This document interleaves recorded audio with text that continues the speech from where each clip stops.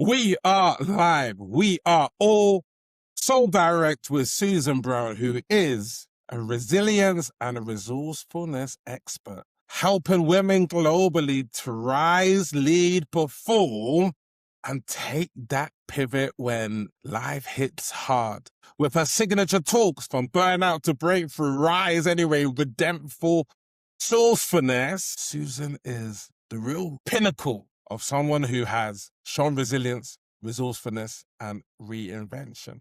You might hear Kevin Harrington from the Shark Tank saying Susan is one of the most inspiring people. Joe Friesman saying, aside from a joyful overcomer, Susan is an action taker. So today we welcome Susan Brown onto She Leads, She Sells, and she is in the building. Speak to me, sister.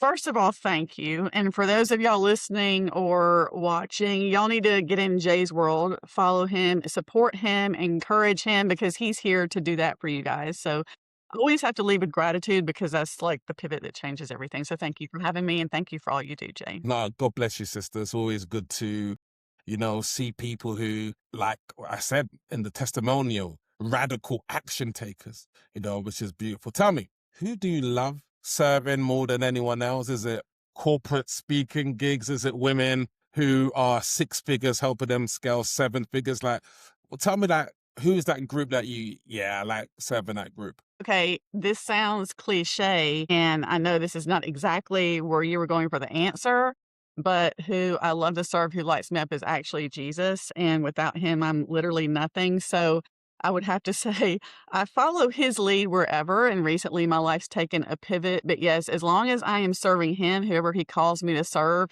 people reach out to me. I'll work with people one-on-one, all walks. But right now, my calling is for those midlife women who have been blindsided by life and are like stuck in that pivot, or they've gotten out of that pivot, but they don't understand what their next purpose is in Beautiful. in their new chapter. Yeah.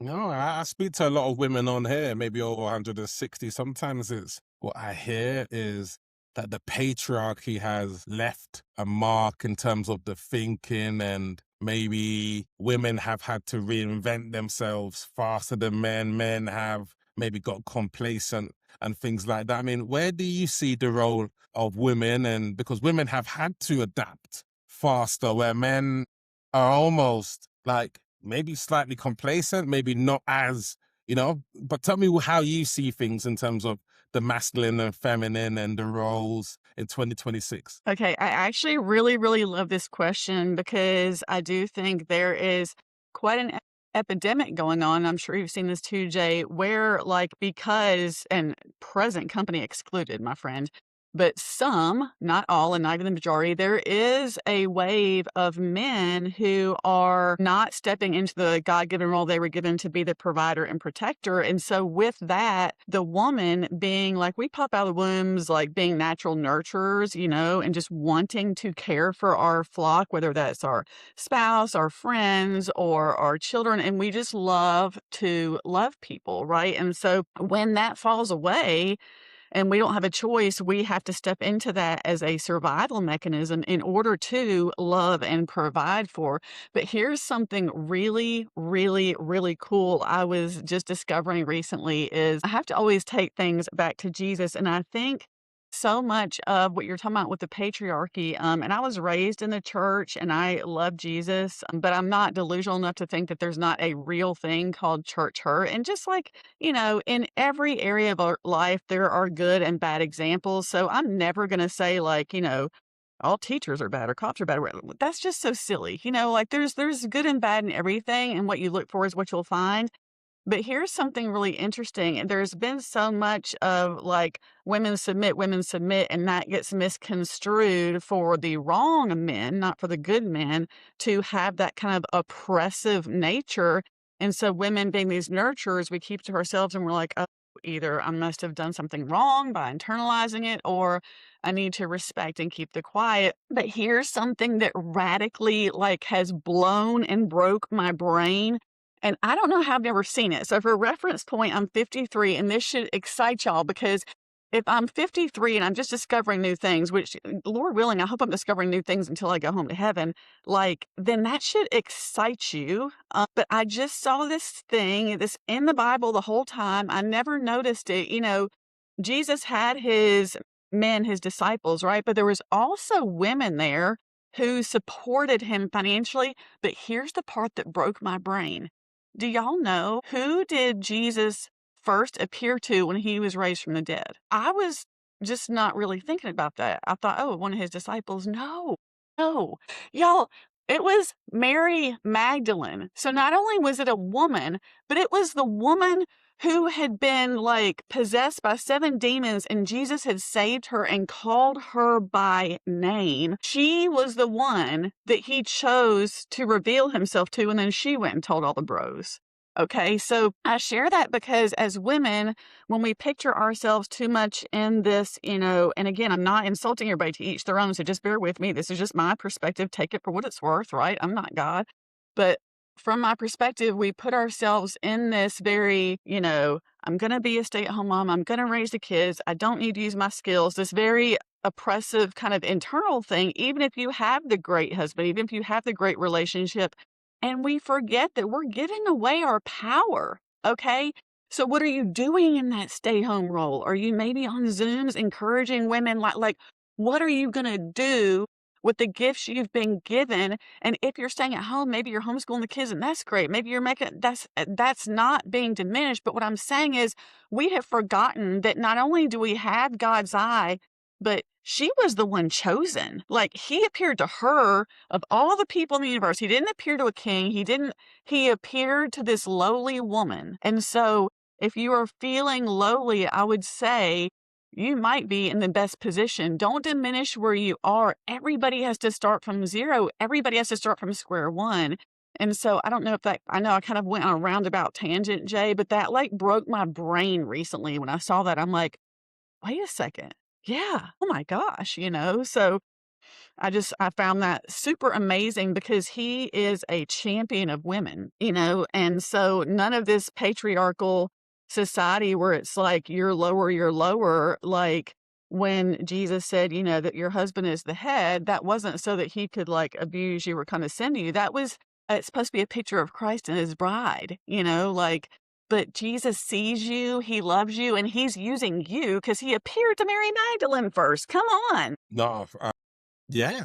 I love the theme of using gifts. I think that's what people need. Like everyone speaks of AI, but no one speaks of DI, divine intelligence. And I think when you tap into divine intelligence, it's really difficult to not be on fire for what you do, rather than looking at what other people are doing, tapping into that divine purpose, I think is key. What's your divine purpose on this earth? I love this question because my one true purpose is to glorify God with all I have, right? And in addition to that, I believe that our purpose shifts throughout life. I don't believe we have just one purpose separate from Hmm. obviously glorifying God with all we do. I think that it changes, right? When my kids were little, my purpose was to be the best homeschool mom and raise them right, you know? And recently, when my life blindsided me and had a major pivot, my purpose was to provide for my kids so that we could have a way forward, right? And so I think that paying attention to what is around you and what God's using you for, because we have a habit of diminishing our gifts, because sometimes a lot of times when you're really good at something, you don't see it as a gift because it comes second nature to you like breathing. It's kind of like I tell people like driving a car, right? When we all first started driving, super overwhelming, right? You're like, "Oh my gosh, okay, the steering wheel, the brakes, and then have to look at the gauges and pay attention to the people out here." And you're like a teenager and it's a lot. And so there's like a lot going on. But now most of us can just jump in a car and you don't even think about it. It's second nature, right? So you don't think of it as special. So that's a lot like what our gifts are and our purpose. And so I would say zoom out, Hmm. get unemotional, and Yes. kind of look down the hill and be like, wait, is this thing what God has given me as my new purpose? Hmm. Yeah. So my new purpose is to serve those midlife women who have been blindsided by life and help them get to that new purpose with tangible skills. Amazing. What do you use for their GPS to get them to their destination? What is it? I know you probably tell me the Bible is the ultimate GPS, but is it that you use, I don't know, like what modalities do you use in order to clear blocks from women? Because you just told me the story about your reinvention and you were able to step into that identity and make it happen. What skills do you use to help other women do the same? Okay, I'll actually give it away to you right here. I actually have a five-step thing, and this is where I geek out because it all comes down to one thing, really. As a former paramedic and health and safety director at the Red Cross, and part of my degree is in psychology, I really geek out on the intersection of psychology and faith because they really prove each other. And so there's this thing at the base of your brain called your reticular activating system. Okay, Yes. it's responsible for Okay. three things: your sleep, your habits, and your focus. But what people don't realize is you can actually retrain that. And the very first step to retrain that is to change your vision. And this sounds really, really offensive, but you have to get deep in gratitude. And I don't mean like your typical, faith, family, food, and friends. Yeah, yeah, yeah, whatever. I'm talking about deeply offensive gratitude where you were diving so deep that you were able to thank God, maybe even for the bad thing because it taught you this or saved you this. And so when you get deep into gratitude, it's basically like you're becoming a detective of what you actually do have available to you. And so the five-step system I go through is I love acronyms because I think that they're so easy to remember, right? And I learned that in my medic days is and for women, what's one thing we do all the time is we give. So the acronym is GIVES, and it's gratitude, intention, vision, execution, and surround and sow. So you have to get deep into gratitude. So if your life has blindsided you, I want you to get unemotional, go up on that hill, look down, and be like, okay, what tools do I have? What can I be grateful for? Okay, I'll just take you through mine. I have things I can sell. I'm thankful that we're healthy. I'm thankful that I have a brain to think. Like literally, you need to get Beautiful. that Let's pared go, sister. down. Yeah. And Let's then go. my intention was what is my intention is to provide a home and a new life for me and my kids, right? And so my vision, then V vision is you have to picture, okay, what did that look like? I pictured the apartment, I pictured safety, I pictured a way forward and being able to, just be safe with my kids.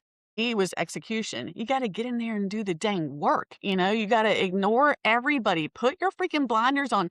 People will misunderstand because they're not you. They're not in it. You got to put your blinders on you and God and go all freaking in, buddy.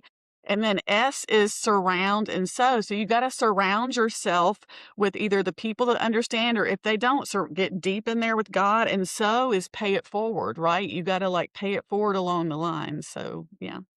Wow. So is it gives with two S's at the end? Yes, surround and sow. Wow. Okay. Okay. Okay. Oh, And because actually, the like when I you said has yeah, the I has 2 eyes too, intention to invest, like, what do you intend to invest in? And then you flip that around, what are you investing in your intention? So I get really deep, but yeah, so that's the isn't. gives. Send that to me afterwards. I think that's pretty powerful. What I really love about you is women lie, men definitely lie, but spirit doesn't lie. And in your spirit, I just sense that God's spirit in you working, living, and it's amazing how you're being used to touch lives and really build community in a time when there's probably lots of women in the United States of America that are looking to maybe reinvent and looking to step into gratitude after being blindsided or maybe an unexpected event. So you're doing good work, sister. Thank you so much. That's the highest compliment anybody can pay you. Because at the end of our life, I tell people, you know what you're doing? You're living out what you want your eulogy to be.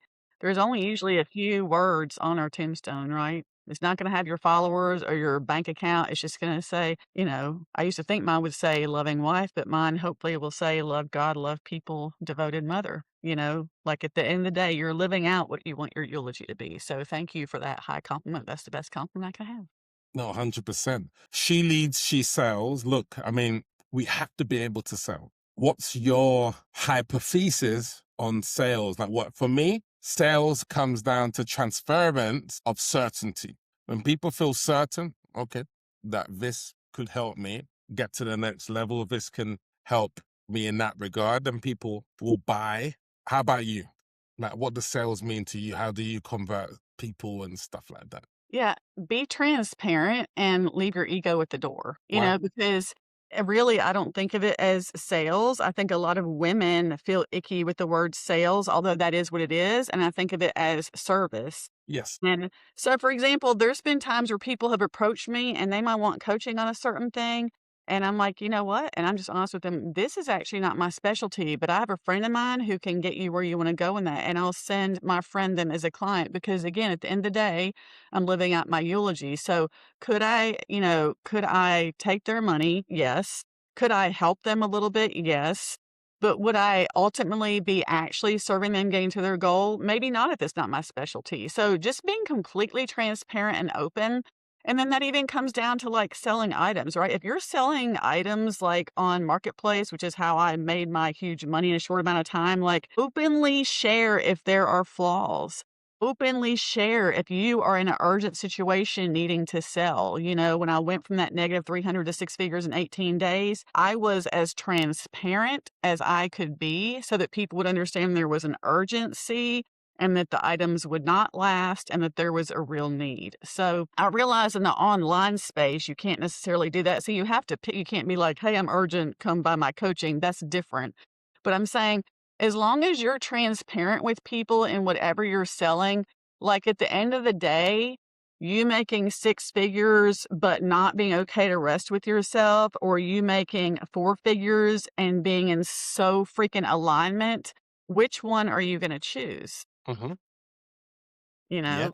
Definitely alignment all the way. Yeah, be transparent and leave your ego at the door. And the thing is, God's going to bring you the people that are supposed to be for you, right? And again, if you're a transparent person, then that doesn't just go vertical with God, that goes horizontal, right? So, like, now that you and I have this connection, if I meet somebody that I'm like, hey, you would really serve Jay's podcast well, I'm going to reach out to them. I'm going to connect y'all. There's no room for greed. I don't believe in sales. It goes both ways, horizontal and vertical.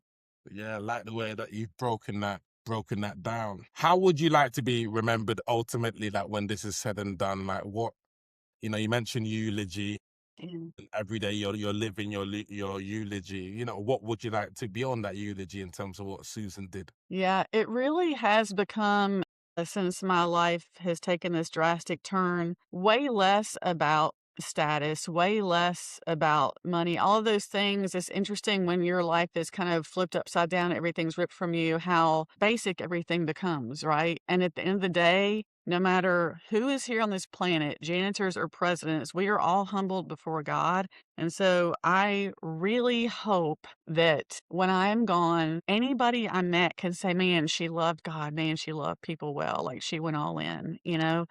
Because I think some of that too comes from my paramedic background. I've held a lot of hands of people as they took their last breath, and I've touched a lot of death when I was my mom's caregiver and health and safety director. And so it's very real to me. It's a natural part of life. And yeah, living out your eulogy and just knowing that I want to be remembered for loving God and loving people well, because you can't take your money to heaven. You don't take your status to heaven. So yeah, I lost your audio, Jay. Yeah, let them know who you're looking to serve specifically and what you're looking to, who you're looking to connect with. Yeah, so for now, it really is those midlife women who have been blindsided by life. Maybe it's been financial abuse and divorce. Maybe it's caregiving. Maybe it's the loss of a spouse or a child, and you need that community who understands you in ways that public social media doesn't get. So I really have a heart for these women and keep it super, super, super on the cheap, because a lot of these women have been financially abused and they don't have the money. So this is an off social media group called Women Who Rise. And I just keep it at $9 a month, and we meet weekly live because I know that they need that. And it's just enough to keep the spammers out, right? Because there's a lot of hate on social media. And when you are drowning in overwhelm and isolation, that's the last thing you need. But yeah, and I also work with event planners and speakers. And, if anybody needs to find me, they can find me at susanbrown.com. And both of my books are there and all the things. And I'm just so happy to meet with any human being while we're here on this earth. My gosh, y'all, we're alive. Like, how amazing is that? Like, I'm just so thankful to be here with Jay and to hear his voice, and like y'all can see color and you can hear voices. Like, anybody who just wants to get lit up for life again, come on, let's go. Amazing. You're really living out that G and Gibbs that gratitude is really coming out, my sister. I appreciate you. I appreciate your essence. I appreciate you blessing us today, your uplifting story, and God bless you and your children. Same to you. Thanks for having me. Amazing, amazing. She sells. That Susan Brown in the building with the inspiring story, gives gratitude and all of the things. Let's go. Let's go.